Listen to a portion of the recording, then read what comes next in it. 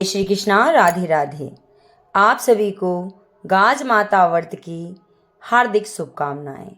आज आपने सुनेंगे गाज माता व्रत की संपूर्ण कथा। गाज माता का व्रत भादों के महीने की शुक्ल पक्ष की द्वितीया तिथि या अनंत चतुर्दशी या फिर किसी भी शुभ दिन अपनी सुविधा के अनुसार व्रत कर सकते हैं। हिंदू धर्म में मान्यता के अनुसार गाज माता का व्रत एवं पूजन करने से अन्न धन और संतान की प्राप्ति होती है। साल 2024 में गाज माता का व्रत 5 सितंबर गुरुवार के दिन रखा जाएगा। गाज माता का व्रत रखने वाली बहनों को सुबह जल्दी उठना चाहिए, नित्य कर्मों से निवृत्त होकर स्नान कर और साफ वस्त्र धारण करें। फिर पूजन के लिए दीवार पर गाज माता का चित्र बनाएं, साथ में भील और बीलनी का भी चित्र बनाएं और उनके सिर पर टोकरियां बनाएं। कुछ परिवारों में मिट्टी से गाज माता बनाकर उस पर जौ लगाए जाते हैं। कहीं पर कच्चे सूत के 3 धागे रखकर ही पूजा की जाती है। अपनी सुविधा अनुसार जैसी अपनी परंपरा है उसी हिसाब से पूजा करनी चाहिए।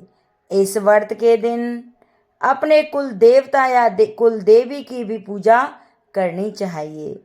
जब भी पूजा करें तो एक जल से भरा हुआ कलश वहां पर रखें। हलवा पूरी बनाकर भोग लगाएं। जो भी पकवान बनाकर आप अपना पहला व्रत रख रही हैं तो आने वाले हर व्रत में वही पकवान बनना चाहिए। और जब कथा सुने तो हाथ में गेहूं के दाने रखकर गाज माता की कहानी सुने या कहें। गाज माता की कहानी सुनने के बाद में विनायक जी की कहानी अवश्य सुननी चाहिए और साथ में लपसी तपसी की कहानी तो हर व्रत में अवश्य सुननी चाहिए। व्रत रखकर अगर हम व्रत कथा नहीं सुनते हैं तो हमें उस व्रत का पूरा फल नहीं मिलता। जब भी आप पूजा करना शुरू करें तो सबसे पहले गणेश जी का आह्वान करें और उसके बाद इष्ट देव का, फिर माता गाज का आह्वान करते हुए अपने मंगल जीवन की कामना करें। और जब पूजा पाठ समापन हो जाए तो पूजा में हुई भूल चूक के लिए माफ़ी मांगें। सारी पूजा अर्चना करने के बाद में जो आपने जल से भरा हुआ कलश रखा है उसे सूर्य देव को अर्घ्य दे दें।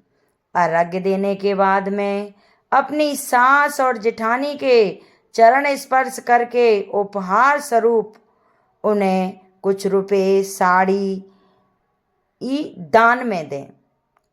के व्रत में फिर व्रत कहानियाँ सुने और व्रत कहानियों में 2 कहानी सुनी जाती हैं। तो आइए सभी बहनें अपने बच्चों के मंगल जीवन की कामना करते हुए सुनते हैं गाज माता की कहानी। बोलो गाज माता की जय हो। हिंदू धर्म के अनुसार एक राजा और रानी थे। उनके संतान नहीं थी। तब रानी बोली, हे गाज माता, अगर मेरे गर्भ रह जाए तो मैं तेरे हलवे पूड़ी से कढ़ाई करूँगी। इसके बाद रानी के गर्भ रह गया। रानी के लड़का हो गया, फिर वह कढ़ाई करना भूल गई।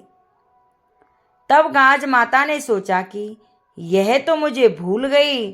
और एक दिन रानी का लड़का पालने में सो रहा था। तब गरजते हुए बादल आए और पालने सहित लड़के को उठा ले गए। एक भील भीलनी जंगल से घर आए तो उन्होंने पालने में लड़के को सोते हुए देखा।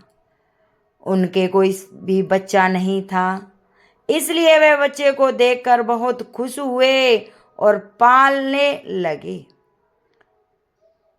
एक धोबी था जो राजा के कपड़े भी धोता था और भीलनी के भी धोता था।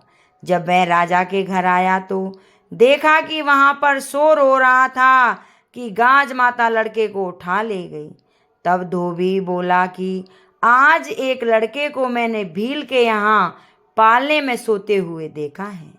तब राजा बोला कि भील को बुला कर लाओ।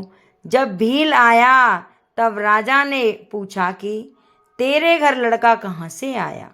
तो भील बोला, मैं गाज माता का व्रत करता था तो मुझे गाज माता ने बेटा दिया है। तो राजा रानी को याद आया कि हमने माता की हलवे को कढ़ाई करने की कही थी, जो नहीं कर पाए, इसलिए हमारा बेटा चला गया है। तब रानी बोली, हे गाज माता, मेरा बेटा ला दो, मैंने जितनी बोली थी उससे दुगनी कढ़ाई करूँगी और गाज माता का खूब धूमधाम से उजमन करूँगी। तब गाज माता ने उनका लड़का वापस ला दिया। भील भीलनी के यहाँ भी बहुत धन दौलत और लड़का हो गया। तब सारे शहर में राजा ने ढिंढोरा पिटवा दिया कि जब भी लड़का हो या शादी हो, गाज माता का उजमन करें। गाज माता ने जैसे रानी को लड़का दिया, वह भील भीलनी को धन समृद्धि व लड़का दिया, वैसा ही सबको दे। हे गाज माता, जो भी ये कहानी सुने पड़े उनको हर सुख दे। अब सुनते हैं गाज माता की दूसरी कहानी। भादवा का महीना आया, अनंत का दिन आया। इंद्र की परियां गाज माता की पूजा करने आईं। जहां वे पूजा कर रही थी वहां एक भील भीलनी आए। उन्होंने पूछा कि किसकी पूजा कर रही हो? परियां बोली, गाज माता का व्रत व पूजन कर रहे हैं। भील भीलनी बोले, इसको करने से क्या होता है? परियां बोली, यश व लक्ष्मी आती है। ऐसा सुनकर भील भीलनी भी गाज माता का व्रत करने लगे तो उन्होंने बहुत धन संपत्ति हो गई। भीलनी रानी जैसे कपड़े पहनने लगी। एक धोबिन के पास रानी व भीलनी के कपड़े साथ में धुलते थे। एक दिन कपड़े बदल गए। रानी नहा धोकर कपड़े पहनने लगी तो देखे तो कपड़े बदल गए, परंतु धोबिन को बुलाया और पूछा, मेरे जैसे कपड़े कौन पहनता है? मेरे कपड़े बदल गए हैं। धोबिन ने कहा, एक भीलनी है। तो रानी ने कहा, उसे तुरंत बुलवाओ। भीलनी को बुलाया गया और पूछा, तूने चोरी की या डाका डाला जो तू मेरे जैसे कपड़े पहनती है? भीलनी बोली, मुझ पर तो गाज माता प्रसन्न हुई है। रानी बोली, मेरे भी बच्चा नहीं है, मैं भी ये व्रत करूंगी। भीलनी बोली, व्रत भले ही करो पर भंग नहीं होना चाहिए। रानी ने व्रत करना शुरू किया। उसके लड़का हो गया। बहुत खुशी मनाई गई। वापस गाज माता का व्रत आया तो पड़ोसन को पूछने गई, मैं रोट कैसे खाऊं? बच्चे का पेट दुखेगा। पड़ोसन कुछ नहीं जानती थी। बोली, काकरिया कसार व मोग्या मगध खा लेना। रोट नहीं खाने से गाज माता रुष्ट हो गई। रातें को 12 बजे पलने के साथ बच्चा अदृश्य हो गया। अगले दिन बच्चा व पालना दोनों ही की खोज शुरू हो गई, पर बच्चा कहीं नहीं मिला। रानी बोली, भीलनी ही बताएगी। उसे बुलवाया और सारी बात बताई। भीलनी बोली, रानी, व्रत भंग हुआ है, अब अगले व्रत का ध्यान रखना। रानी ने फिर एक लड़का हुआ। रानी ने भक्ति भाव से गाज माता का व्रत किया। गाज माता प्रसन्न हुई और पहले वाला बच्चा पालना वापस रात को लाकर रख दिया। बच्चे को पाकर सब खुश थे। तब से सभी जन लोग गाज माता का व्रत करने लगे। गाज माता ने पुत्रियों को पुत्र देती है और सबको भरा पूरा रखती है। गाज माता की जय हो। इस दिन रोट ही खाना चाहिए साथ में दही सब्जी घी शक्कर कुछ भी हो। तो ये थी गाज माता की व्रत कथा। अब सुनेंगे विनायक जी की कहानी। बोलो गणेश भगवान की जय। एक बुढ़िया माई थी। बुढ़िया माई और गणेश जी की पूजा अर्चना किया करती थी और उसका एक बेटा और बहू भी थे। वे बहुत ही गरीब थे। बुढ़िया माई हर रोज गणेश जी की पूजा करती। गणेश जी हर रोज बुढ़िया माई से कहते, बुढ़िया माई कुछ मांग ले। बुढ़िया माई कहती, मैं क्या मांगूं? तो गणेश जी बोले, अपने बेटे से पूछ ले। तो बेटा बोला, माँ धन मांग ले। बहू से पूछने लगी तो बहू बोली, सासू जी पोता मांग लेना। बुढ़िया माई ने सोचा कि दोनों अपने मतलब की मांग रहे हैं, सो पड़ोसिन से जाकर पूछा। वह पड़ोसिन से जाकर बोली कि गणेश जी भगवान मेरे को बोल रहे हैं कुछ मांग ले।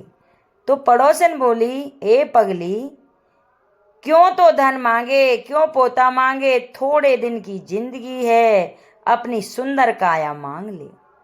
घर आकर बुढ़िया सोचने लगी कि बेटा बहू भी राजी हो, उनकी भी मनचाही हो जाएगी। दूसरे दिन गणेश जी भगवान आए और बोले, बुढ़िया माई कुछ मांग। बुढ़िया माई ने कहा, मुझे सुंदर सी काया दे, सोने के कटोरे में पोते को दूध पीता देखूं, अमर सुहाग दे, निरोगी काया दे, भाई दे, भतीजे दे, सारा परिवार दे, सुख दे, मोक्ष दे। गणेश जी ने कहा, बुढ़िया माई तूने तो मुझे ठग लिया, सब कुछ मांग लिया, अब जैसा बोला है वैसा ही हो जाएगा। और गणेश जी भगवान वहां से अंतर्ध्यान हो गए। अब बुढ़िया माई के यहाँ सब कुछ वैसा ही हो गया। हे गणेश जी भगवान, जैसा बुढ़िया माई को दिया वैसा ही सबको देना। जो भी एक कथा सुने कहे उनकी सभी मनोकामना पूर्ण करना। बोलो गणेश भगवान की जय। अब सुनेंगे लपसी तपसी की कहानी। हर व्रत में लपसी तपसी की कहानी जरूर सुननी चाहिए। तो एक लपसी था और एक तपसी था। तपसी तो भगवान की तपस्या करता था। लपसी रोजाना 1.25 सेर का हलवा बनाकर भगवान को भोग लगाया करता था। टाली हिलाकर जीम लेता था। एक दिन दोनों में झगड़ा हो गया। लपसी बोला मैं बड़ा, तपसी बोला मैं बड़ा, क्योंकि मैं भगवान की तपस्या करता हूँ। वहां नारद जी आ गए और नारद जी बोले कि तुम्हारा फैसला मैं करूँगा। दूसरे दिन तपसी नहा धोकर आने लगा तो नारद जी ने 1.25 करोड़ का मुद्रा तपसी के आगे गिरा दिया। इतने में नारद जी आए और दोनों को अपने पास बिठाया। दोनों पूछने लगे कि कौन बड़ा है। तब नारद जी ने तपसी से कहा, अपना पांव हटा। पांव हटाते ही मुद्रा निकल आया। तब नारद जी बोले, मुद्रा चुराने से तेरी तपस्या भंग हो गई है, इसलिए लपसी बड़ा है। तपसी कहने लगा, मुझे मेरी तपस्या का फल कैसे मिलेगा? नारद जी बोले, तेरी तपस्या का फल कार्तिक नहाने वाले देंगे। सब कहानियां कहकर तेरी कहानियां नहीं सुनेंगे। और धोती देकर अंगोछा नहीं देवे, सीधा देकर दक्षिणा नहीं देवे, ब्राह्मण जिमा कर दक्षिणा नहीं देवे, दीवा चास कर हाथ नहीं जोड़े तो तेरा पुण्य, कपड़ा देकर बटन न लगावे, दाहिने हाथ में नाड़ा बांधे तो सबका फल तुम्हें ही मिल जाएगा। इतना कहकर नारद जी वहां से अंतर्ध्यान हो गए। बोलो गणेश भगवान की जय। बोल लपसी तपसी महारानी की जय। तो ये थी गाज माता की कथा। अगर किसी माता बहनों को पसंद आए तो इसे लाइक करें, शेयर करें, सब्सक्राइब करें। कमेंट बॉक्स में जय गाज माता की जय जरूर लिखें। बोल गाज माता की जय।